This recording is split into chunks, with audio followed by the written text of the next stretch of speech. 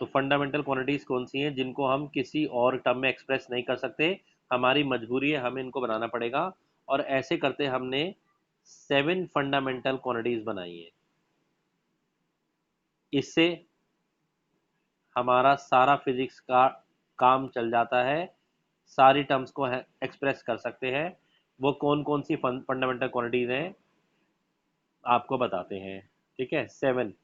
यहाँ आप लिखेंगे quantity, that is physical quantities. Okay, यहाँ उसका नेम, यूनिट का क्या यूनिट हमने फॉलो की है उसे उसके लिए, और साथ में हम उसका सिंबल भी यूज करेंगे। तो पहली फिजिकल क्वांटिटी है मास। मास हमें बनाना ही पड़ेगा, हमारा काम मास के बिना नहीं चलेगा। इसके लिए यूनिट क्या है, किलोग्राम। और किलोग्राम का सिंबल क्या हमारे हमारे लिए है, केजी। दूसरी physical quantity that is length. Length के लिए सिंबल है, नेम है यूनिट का मीटर, और मीटर के लिए सिंबल यूज करते हैं M. This is first, this is second. Third physical quantity is time. अगर हमें किसी किसी में एक्सप्रेस करना है तो हम किसी और क्वांटिटी में एक्सप्रेस नहीं कर सकते, टाइम लेना ही पड़ेगा। यूनिट के लिए सेकंड, और सेकंड के सिंबल हम यूज करते हैं S. Fourth physical quantity is temperature. ये फंडामेंटल है, हमें बोलनी ही पड़ेगी। टेम्परेचर कैसा यूनिट है, kelvin, not Celsius. Symbol capital के, जो भी साइंटिस्ट के नाम से होती है वो कैपिटल में यूज करते हैं। आगे चलें, तो 4 हो गई, उसके अलावा तीन तीन और बोलते हैं। फिफ्थ फंडामेंटल क्वांटिटीज है जो हमें समझनी है, that is luminous.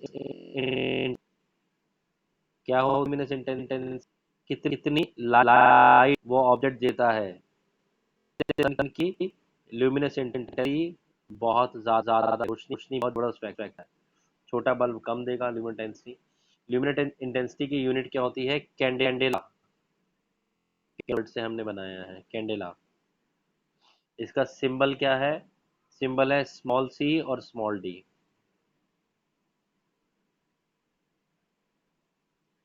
Sixth physical quantities है फंडामेंटल में, that is electric current. Electric current को भी हम किसी और टर्म में एक्सप्रेस नहीं कर सकते। अगर इलेक्ट्रिक करंट बोलना है तो मजबूरी है, लेना ही पड़ेगा, बोलना ही पड़ेगा। इलेक्ट्रिक करंट के लिए सिंबल एम्पियर, सॉरी यूनिट का नाम है ampere, symbol capital A. Scientist के नाम पर है तो कैपिटल में आएगा। और सेवेंथ है क्वांटिटी ऑफ मैटर। किसी चीज में कितना मैटर है, उसकी क्या क्वांटिटी है, that is quantity of matter. Unit का नाम क्या है, mole, symbol MOL। These are 7 fundamental में जुड़ी हैं। तो फंडामेंटल क्वांटिटीज के अलावा there are 2 supplementary quantities also, क्योंकि ये बाद में हमें और लगा कि कुछ फिजिकल क्वांटिटीज में इनकी भी जरूरत है। This is called supplementary quantities. तो इनमें कौन सी दो क्वांटिटीज बाद में ऐड की थी, it is plane angle. Plane angle जिसके लिए हमारा यूनिट हम रेडियन यूज एंगल के लिए SI यूनिट्स हैं ये सारी जो मैंने लिखवाई हैं। और सिंबल इसका होता है RAT। और दूसरा पास आया सॉलिड एंगल। सॉलिड एंगल क्या होता है, एक होता है प्लेन एंगल जो 2D में होता है, सॉलिड एंगल जो 3D में होता है। अगर आप एक भरे हुए कोन को देखेंगे तो वो कोन कितना एंगल बना रहा है, वो सॉलिड एंगल होता है। सॉलिड एंगल की SI है SCE से, और फिर रेडियन पूरा का पूरा पूरा। और इसको सिंबल हम यूज करते हैं SR। तो 7 फंडामेंटल क्वांटिटीज हैं, 2 हमारी समझ में आना आसान हो जाए। Next thing is derived quantities.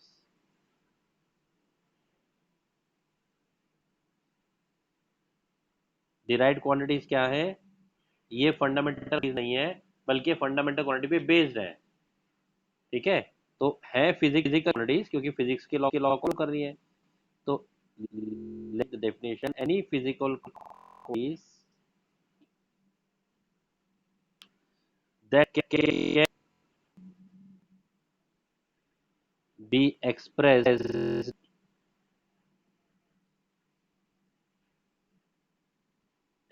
quantities that can be expressed in terms of quantities, इनको हम फंडामेंटल क्वांटिटी टर्म में एक्सेस कर सकते हैं। हम हमारी मजबूरी है कि हम इनके लिए एक नई क्वांटिटीज बनाना, फंडामेंटल क्वांटिटी काम चल जाएगा, उनको बोलते हैं हम डिराइव क्वांटिटीज। क्या एग्जांपल है, जैसे अभी मैंने आपको बताया speed, speed is nothing but time, speed is expressed, can be expressed in terms of distance and time. Similarly, density can be expressed in terms of mass and volume, और volume खुद length के term में express हो सकता है। ठीक है ना, तो ऐसे करते करते करते बहुत सारी फंडामेंटल क्वांटिटीज, 7 फंडामेंटल क्वांटिटीज से बहुत सारी डिराइव क्वांटिटीज बनाई, बल्कि सभी बनाई जा सकती है। नेक्स्ट जो हमें पढ़ना है वो है हमारे सिस्टम ऑफ यूनिट्स। हमने क्वांटिटीज तो बना ली, लेकिन थोड़ी सी प्रॉब्लम क्वांटिटीज में ये आ सकती थी कि सबकी अपनी अपनी ना लोकल क्वांटिटीज भी थी। जैसे इंडिया में गोल्ड के लिए एक तोला बोला जाता है, पता है आपको? 2 तोले, 1 तोले, 10 तोले। क्या किसी किसी ब्रिटिशर को, किसी अंग्रेज को जाके बोलोगे 1 तोला, समझ में आएगा कितने की बात कर रहे हो? नहीं बात कर।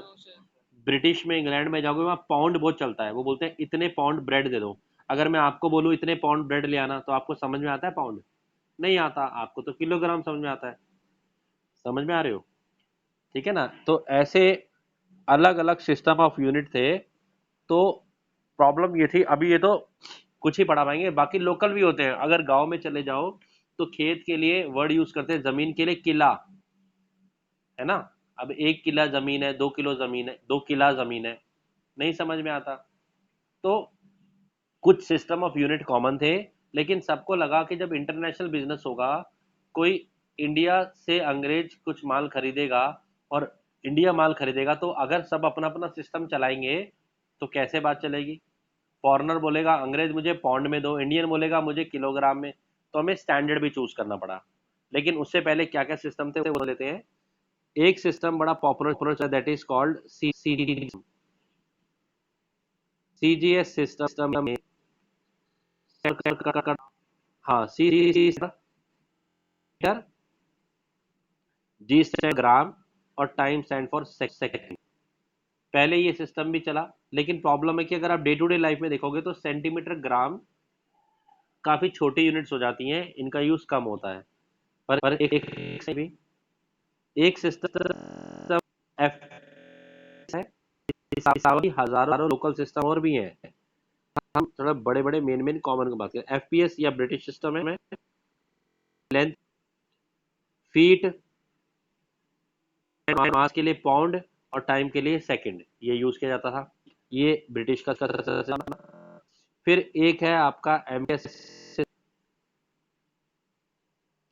के S S system, length metre, metre के स्टैंड फॉर किलोग्राम, 1 किलोग्राम, और टाइम के लिए सेकंड को ऐसा यूनिट बनाया गया।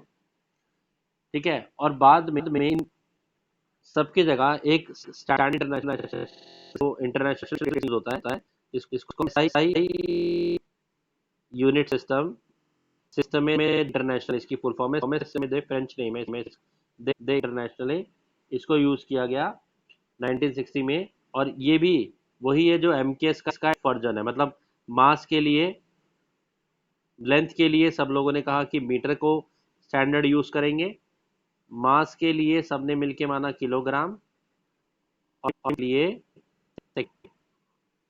ये लोकली तो आप जो मर्जी चला लो, बट इंटरनेशनल स्टैंडर्ड यही सिस्टम पॉपुलर है। तो हम जितने भी न्यूमेरिकल्स 11th या 12th में करेंगे, बार बार आपको यही कहा जाएगा, ऐसे सिस्टम में कीजिए, ऐसे सिस्टम में कीजिए। क्वांटिटीज, क्वांटिटीज के बाद जो नेक्स्ट चीज हमें समझनी है, very important, that is dimensions. Dimensions क्या होता है? तो चलिए पहले फिर मैं एग्जांपल से एक्सप्लेन करता हूं। लिखिए, डेफिनेशन है, the dimension of physical quantities, the dimensions क्या क्या कहलाती हैं? The dimensions of a physical quantity are the power, are the dimensions किसी क्वांटिटीज की पावर्स है, to which powers to which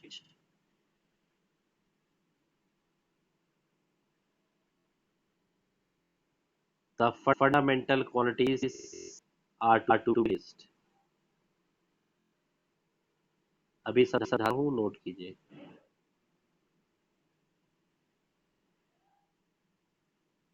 are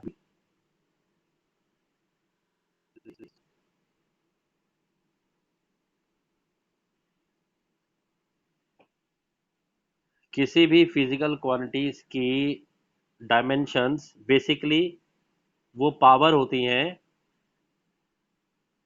जिस पावर में उसकी फंडामेंटल क्वांटिटीज को रेज किया जा सकता है। एक्सप्लेन करूं? नोट कर लिया? द डायमेंशन ऑफ इस physical quantity are the power. बड़ा सिंपल है, देखिए, एरिया, एरिया एक डिराइव है। अगर हम इसको लिखें तो बेसिकली ये लेंथ इनटू ब्रेड्थ है। लेंथ भी फंडामेंटली लेंथ है, एल है, और ब्रेड्थ भी फंडामेंटली ही एक लेंथ ही होती है। फंडामेंटल क्वांटिटी तो लेंथ ही है, ब्रेड्थ भी। तो ये बन गया एल स्क्वायर। तो ये एक फिजिकल क्वांटिटीज है, और इसको हमने फंडामेंटल क्वांटिटी की पावर में रिप्रेजेंट कर दिया। तो हम ऐसा बोलेंगे, area has two dimensions of length. Two क्यों बोला? क्योंकि पावर है। और लेंथ क्यों बोला? क्योंकि लेंथ एक फंडामेंटल क्वांटिटी है जिसमें हमने इसको एक्सप्रेस कर दिया। तो डायमेंशंस क्या कहलाता है? किसी डिराइव क्वांटिटी को पहले तो फंडामेंटल क्वांटिटी में चेंज करो और कितनी पावर्स हैं वो उसमें एक्सप्रेस कर दो। जैसे सुनिए, स्पीड, स्पीड क्या होता है? स्पीड होता है distance upon time. Distance fundamentally length है, टाइम भी एक फंडामेंटल क्वांटिटी है, एल। तो अगर हम इसको लिखें तो हम लिखेंगे एल टी माइनस ऊपर आकर वन। तो अब हम बोलेंगे speed has one dimension of length and negative one dimension of time, और ये स्पीड की dimensions. Clear? Clear? Dimensions. Volume, formula volume, volume is nothing, it is length into breadth into height. Length, breadth और height तीनों ही length है, length length and length. तो it can be written as L cube. तो क्या बोलेंगे? तो we can write, volume में थ्री डायमेंशन है लेंथ की, volume has three dimensions of length. और ये जो एक्सप्रेस कर रहे हैं, this is called dimension formula. की फॉर्म में टेबल बनाएंगे। ओके, सबसे पहले यहाँ पर है हमारे पास क्वांटिटी, जो भी फिजिकल क्वांटिटी की हम बात कर रहे हैं। देन उसका formula, we should know the formula. बिना फॉर्मूला के हम डायमेंशन नहीं बना सकते। देन डायमेंशंस, फिर हमारे पास है उसकी एसआई यूनिट, और सिंबल भी लिख लेंगे। जैसे फर्स्ट क्वांटिटी है डिस्टेंस या डिस्प्लेसमेंट, ऑब्जेक्ट कितनी दूर है उसकी पोजीशन, ये सब एक ही चीजें हैं। डिस्टेंस, डिस्प्लेसमेंट या पोजीशन, इन सब को लेंथ की टर्म में एक्सप्रेस किया जा सकता है, लेंथ है। तो इनकी डायमेंशंस क्या होंगी? सिर्फ एल की power L, SI unit metre, और सिंबल, सिंबल लिख लेते हैं, सिंबल से यूनिट समझ में आ जाएगी। तो symbol is metre. Next term है हमारे पास स्पीड और वेलोसिटी। डायमेंशंस तो सेम ही है। स्पीड क्या है? स्पीड इज नथिंग बट इसका formula distance upon time. Distance क्या है? एल, लेंथ में मेजर किया जाएगा, टाइम टी में। तो डायमेंशंस क्या बनी? टी ऊपर आ जाएगा, L T minus 1। What is dimension? L T minus 1। लिखना है लिख दो, नहीं लिखना कोई प्रॉब्लम नहीं। डिस्टेंस की यूनिट मीटर, टाइम की यूनिट सेकंड, तो सिंबल यूनिट इज मीटर पर सेकंड, सिंबल इज मीटर पर सेकंड। आ रहा है समझ में? ये डायमेंशंस बनाते जा रहे हैं, सुनिए। Third is acceleration. What is formula for acceleration? Acceleration is change in velocity upon time या speed upon time. Change in velocity physics में डायमेंशन में वेलोसिटी ही होता है। वेलोसिटी क्या होता है? Velocity is distance upon time, और एक टाइम ऑलरेडी नीचे है। डायमेंशंस क्या बनेंगी? डिस्टेंस के लिए लेंथ, नीचे टाइम दो बार तो टाइम का स्क्वायर। अल्टीमेटली डायमेंशंस क्या बनी? L T -2। ये तरीका बनाने, और डायमेंशन एल टी -2। एल के लिए यूनिट, लेंथ के लिए मीटर, टाइम के लिए सेकेंड स्क्वायर। तो एक्सेलरेशन की डायमेंशंस क्या हो गई?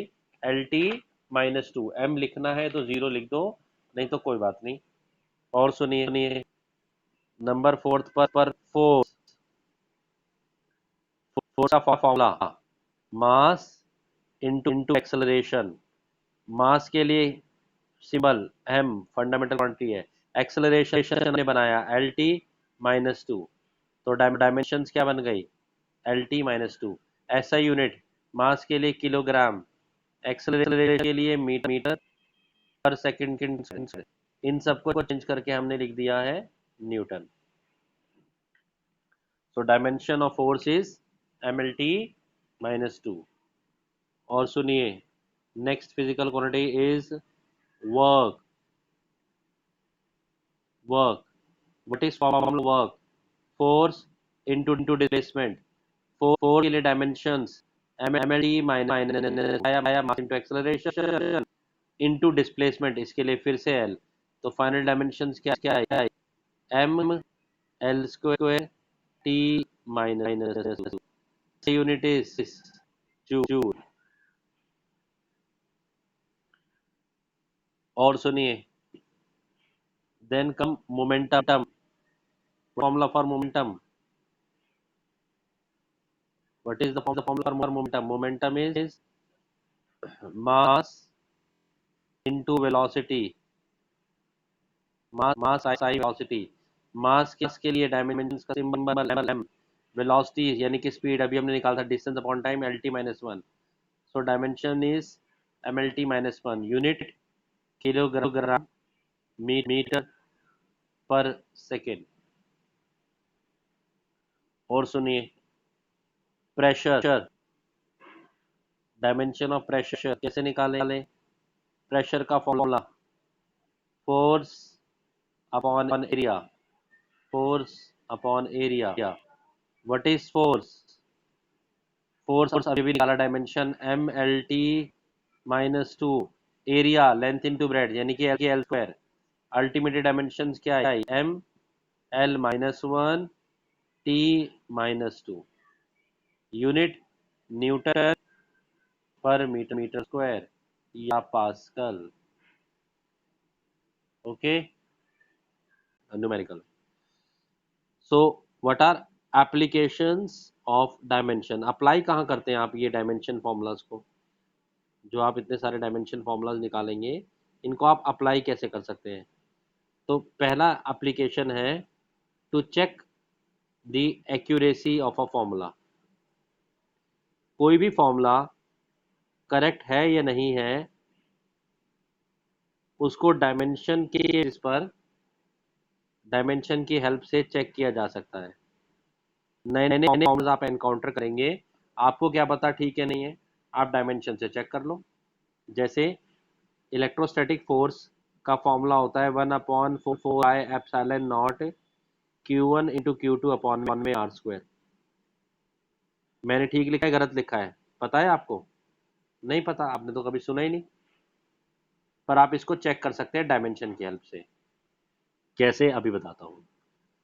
Second, to derive a formula. आप एक फॉर्मूला डिराइव भी कर सकते हैं। अगर आपको पता लग जाए कि ये क्वांटिटी इन्हीं दूसरी क्वांटिटी से डिपेंड करती है, तो आप उसका फॉर्मूला भी डिराइव कर सकते हैं डायमेंशंस की हेल्प से। और तीसरा काम जो आप कर सकते हैं डायमेंशन की हेल्प से, वो आप कर सकते हैं to convert from one system to another. SI system, CGS system, FPS system पढ़े ना?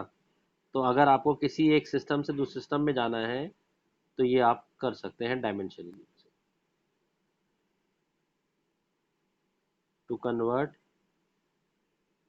From one system to another.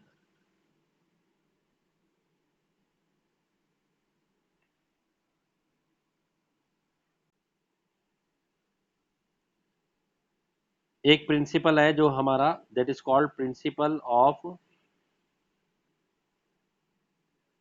Homogeneity of dimension.